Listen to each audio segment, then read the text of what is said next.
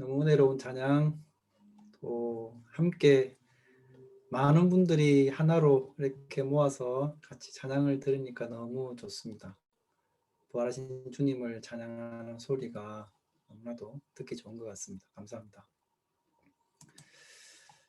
오늘 또다시 우리는 주님의 부활 소식이 들려진 이 기쁨의 날을 맞이하고 있습니다. 매주일 우리가 주님의 부활을 감사하면서 모여있지만 특별히 1년 중 오늘은 주님이 부활하신 그날로 기억하는 주일입니다. 한국 교회의 역사는 이 부활절과 함께 시작되었다고 말할 수 있습니다. 8년 한국 최초의 선교사 언더우드 아펜젤러가 그 제물포항을 통해서 한국 땅을 밟은 날이 당시에 4월 5일 주였기 때문입니다. 물론 예전에도 나눈 적이 있는 것처럼 이분들 이전에 한국 땅에 최초로 복음을 들고 들어왔던 영국의 토마스 선교사님이 계셨지만 한국의 복음, 한국 개신교를 시작하신 분은 바로 이들 두 분 선교사님이십니다. 이렇게 부활절은 예수 그리스도께서 죽음에서 부활하심으로 온 인류의 대속의 은혜를 주신 날이면 동시에 한국 땅에 기독교가 시작된 날이기도 합니다. 그런 의미에서 오늘 우리가 맞는 이 부활주일은 의미가 있는 것 같습니다. 주님 또 미국 선교사님들에 의해서 처음 한국 땅에 기독교가 심기어진 날이자 또한 우리 한국에 최초로 복음을 가져다 준 한국에서 그 복음을 믿게 된 우리 한인들이 함께 하나님께 예배를 드리고 있으니까 그 의미가 정말 특별하다 하겠습니다. 기독교는 무덤이 없는 종교입니다. 부활하신 예수님은 무덤에 더 머물러 계시지 않으셨기 때문입니다. 불교에서는 석가의 무덤이 인도 창수서 안에 있다는 걸 자랑하고 이슬람교에서는 모하메드의 무덤이 아라비아 메카에 있다는 걸 자랑하는데 우리들은 자랑할 무덤이 없습니다. 부활하신 주님은 거기에 계십니다. 오늘 어린이부 말씀에서도 사모님이 나눴던 것처럼 안식 후 첫날 새벽에 여인들 몇몇이 준비한 향품을 가지고 무덤에 찾아갔습니다. 돌이 굴려진 것을 보고 들어가 보니까 예수님의 시신이 보이지 않는 거였습니다. 그때 옆에 있던 천사 둘이 말을 합니다. 24장 5절 6절에 보면 어찌하여 사람을 죽은 자 가운데서 찾느냐 여기 계시지 않고 그분은 살아나셨느니라. 부활을 믿지 않는다 이상한 일이 아니죠.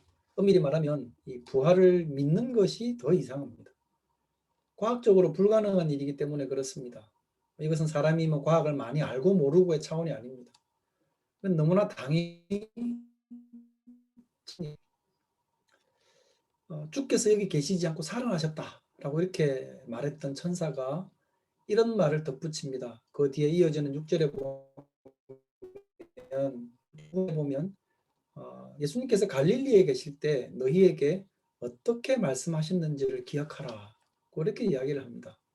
예수님이 갈릴리에서 주로 사역을 하셨기 때문에 거기 계실 때 제자들에게 하셨던 말씀들이 참 많은데 그걸 일일이 다 어떻게 기억을 하겠습니까? 그래서 천사들이 다시 친절하게 그 말씀의 내용을 일러줍니다. 24장 7절에 보면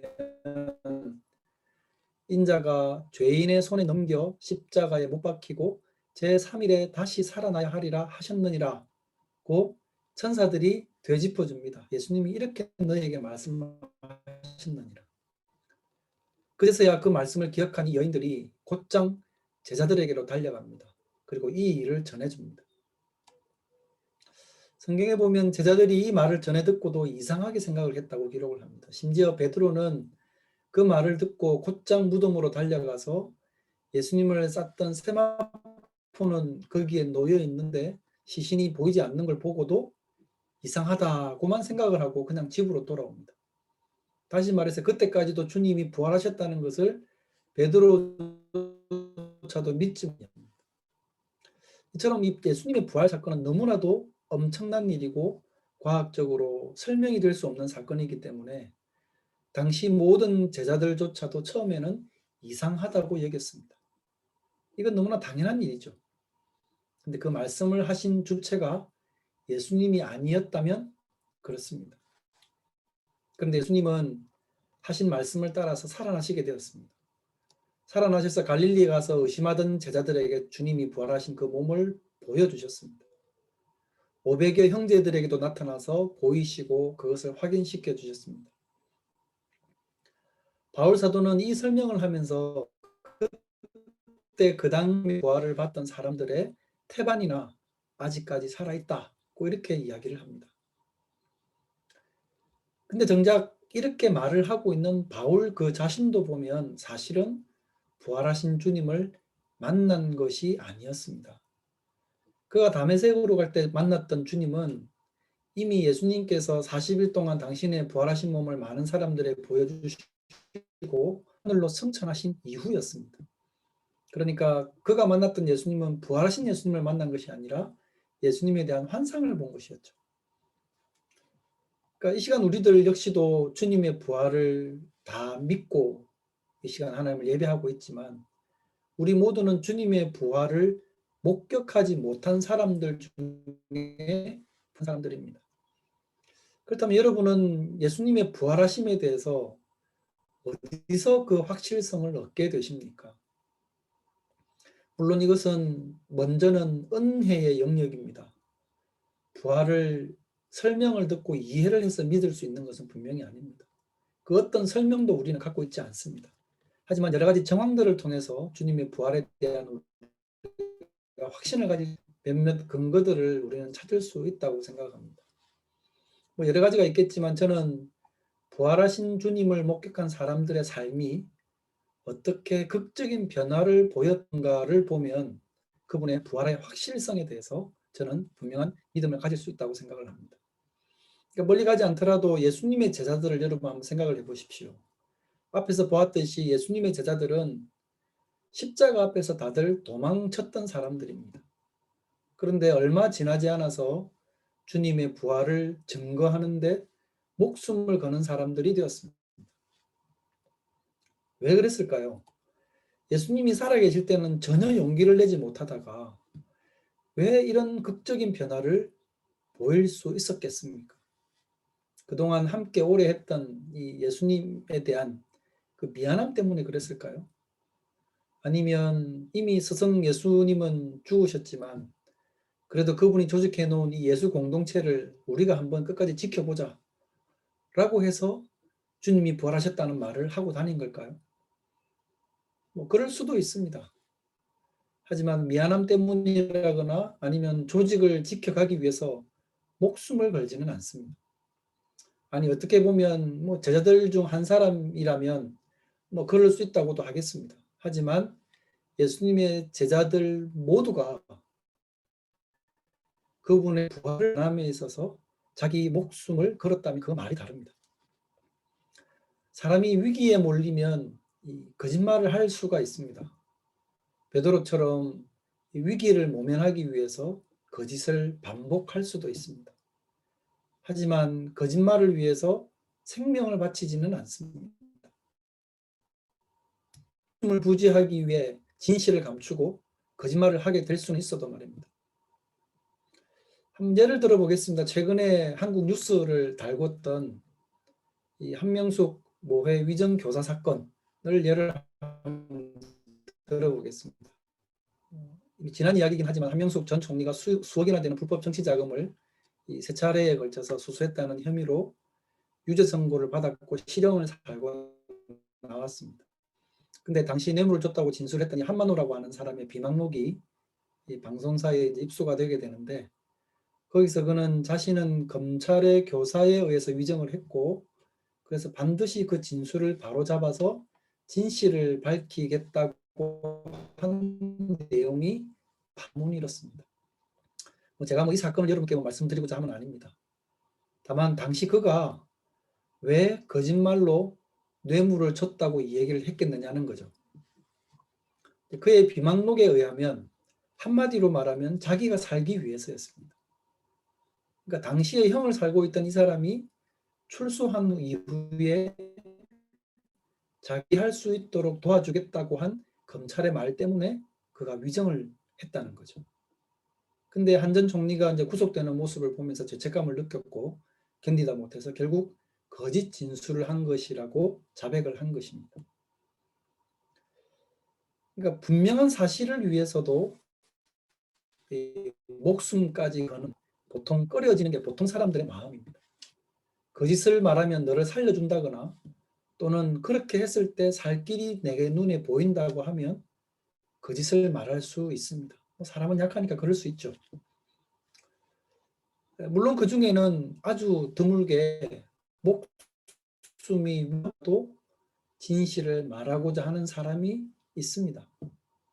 하지만 거짓을 지키기 위해서 목숨을 거는 사람은 없다는 것이죠.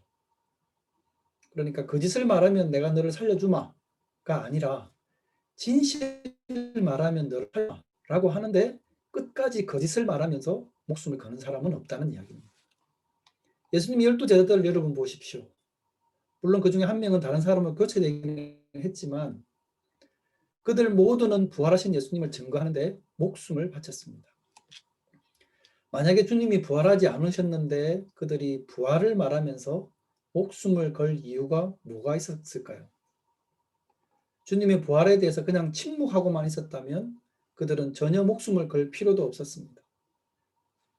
더군다나 예수님의 제자들은 원래 겁쟁이들이었지 않았습니까? 예수님이 처음 12제자들 뽑으실 때 정말 정의에 불타는 사람들 12명을 뽑으신 게 아니었습니다. 그런데 이 12명 모두가 예수님이 십자가에 못 박히시고 난 이후에 갑자기 돌변해서 주님은 부활하셨다고 주장을 하고 다니고 그것을 위해 죽음까지도 불사하는 모습을 공통적으로 보였다.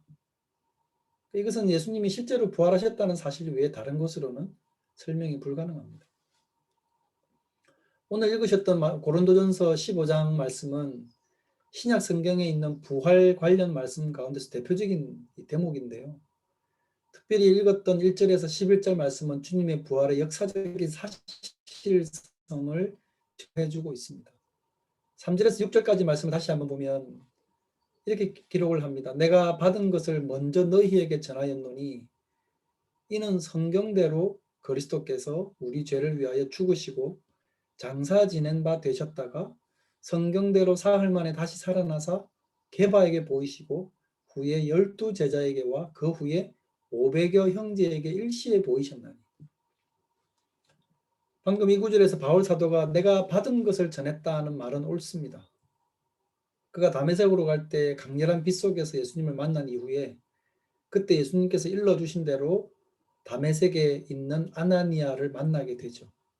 그리고 그와 함께 며칠을 보내면서 그로부터 그리스도에 대한 설명을 전해 듣습니다. 그리고 자신이 그렇게도 신봉해왔던 구약 성경이 어떻게 그리스도를 통해서 성취되었는가를 쭉 설명 듣는 것만으로도 이제 이것을 전하는데 목숨을 걸기에 충분하다는 결론을 내릴 수 있었던 것입니다. 그리고 그 이후부터 그는 정말 복음을 전하러 다닙니다. 3절 말씀해 보면 성경대로 사흘 만에 예수님이 살아나셨다고 기록을 했죠. 여기서 당연히 성경은 그때 당시에 신약은 아직 없었으니까요. 구약을 의미하는데 실제로 사흘 만에 부활하셨다는 말씀은 구약에는 없습니다. 근데 왜 성경대로 사흘 만에 살아나셨다고 바울 사도가 이야기를 했을까요? 이에 대해서 대개의 신학자들이 이제 동의하는 게 뭔가 그러면 이 초기 기독교 공동체가 성경을 해석함으로써 부활에 대한 확신을 얻은 게 아니라 예수님의 부활하심에 대한 이 사실적인 경험을 우선적으로 가진 이후에 그것을 토대로 삼고 그 공동체 안에 있는 초기 증인들에게 차츰차츰 구약 성경의 말씀이 눈에 들어오고 보이기 시작했기 때문이라는 겁니다. 그러니까 부활하신 그리스도께서 여러 사람에게 나타났다는 사실을 바울 사도는 자신의 입장에서 훨씬 더 자세하고 구체적으로 예를 들어서 설명을 합니다. 그러니까 처음에는 베드로에게 또 그 다음에는 12사도에게 또 500명이 넘는 성도들에게 그 뒤에는 예수님의 동생인 야고보에게도 그리고 마지막으로 바울 자신에게도 나타나셨다고 이야기를 합니다. 그러니까 이런 일련의 증언들을 통해서 바울 사도가 전하려고 하는 메시지는 뭔가 그러면 예수 부활하심이 얼마나 확실한가라는 겁니다. 부활하신 그리스도를 직접 목도한 증인들이 한두 사람이 아닐 뿐만 아니라 자기 자신도 직접 체험했기 때문에 더 이상 확실한 뭔가를 더 찾을 필요가 없다는 겁니다. 그래서 11절에서 그는 이렇게 전합니다. 내가 전하든지 다른 사도들이 전하든지 우리는 그리스도의 죽으심과 부활을 전하고 있고 여러분은 그것을 믿었습니다. 바울 사도는 이렇게 그리스도의 부활을 교회들에게 증거하게 되었습니다. 그런데 안타깝게도 교회 공동체 안에는 여전히 그것을 믿지 못하는 사람들도 있었습니다. 고린도전서 15장 읽은 본문 그 이후에 12절부터 19말씀까지를 보면 조금 긴데 한번 읽어드리겠습니다. 그리스도께서 죽은 자 가운데서 다시 살아나셨다 전파되었거늘 너희 중 어떤 자들은 어찌하여 죽은 자 가운데서 부활이 없다 하느냐. 만일 죽은 자의 부활이 없으면 그리스도도 다시 살아나지 못하셨을 것이다. 그리스도께서 만일 다시 살아나지 못하셨으면 전파하는 것도 헛것이요 너희 믿음도 헛것이며 우리가 하나님의 거짓 증인으로 발견되리니 우리가 하나님이 그리스도를 다시 살리셨다고 증언하였습니다. 만일 죽어 살아나는 일이 없으면 하나님이 그리스도를 다시 살리지 아니하셨을 것이다. 만일 죽은 자가 다시 살아나는 일이 없으면 그리스도도 다시 살아나시고요. 그리스도께서 다시 살아나신 일이 없으면 너희 믿음도 헛되고 너희가 여전히 죄 가운데 있을 것이요. 또한 그리스도 안에서 잠자는 자도 망하였으리니 만일 그리스도 안에서 우리가 바라는 것이 이 세상의 삶뿐이면 모든 사람 가운데 우리가 더욱 불쌍한 자이리라. 우리는 주님의 부활 있는 공동체이기 때문에 잠정적으로 이 시간 예배에 참여하시는 모든 분들이 이 부활의 신앙을 붙들고 있다고 말할 수 있습니다. 그럼에도 불구하고 혹 우리들 가운데는 주님의 부활에 대해서 믿지 못하는 분이 있을 수도 있습니다. 그렇기 때문에 먼저는 사도들이 가르쳤던 믿음으로 온전히 받아들이는 은혜가 여러분 가운데 있으시기를 축원을 드립니다.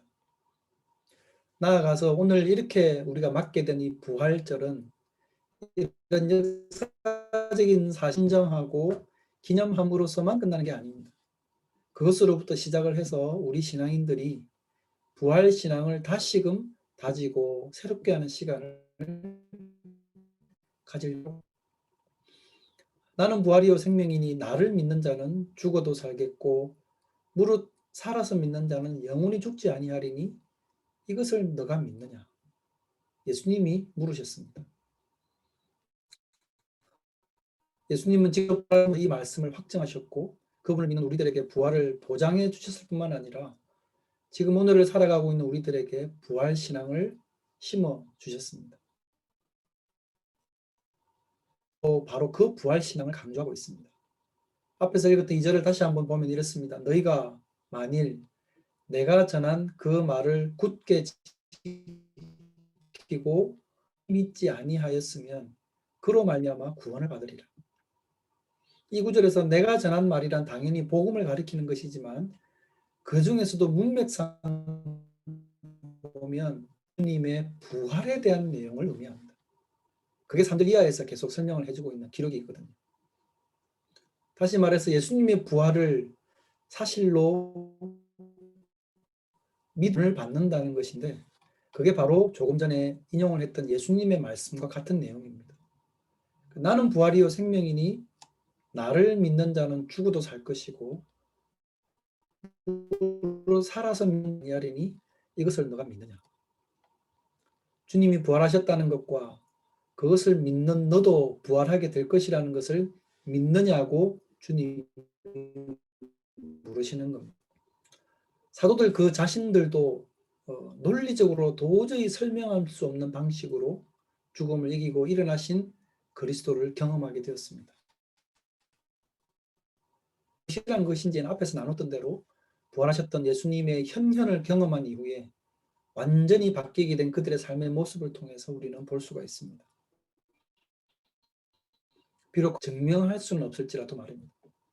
그 부활에 관한 성경의 기록 역시도 보면 그걸 증명하려고 하는 게 아니고 오늘 본문에 있는 바울 사도의 진술 역시도 그것을 증명하는 차원의 증거가 아닙니다. 단지 생생하게 보고 듣고 깨달은 생생하게 체험했던 그것을 그냥 두서없이 증언하고 있을 뿐입니다. 논리적 증명을 필요로 하는 것이 아니라 모든 것을 신뢰하는 게 필요하다는 말씀입니다. 우리가 신앙생활하면서 어떤 느끼게 되는 약간의 긴장이 있습니다.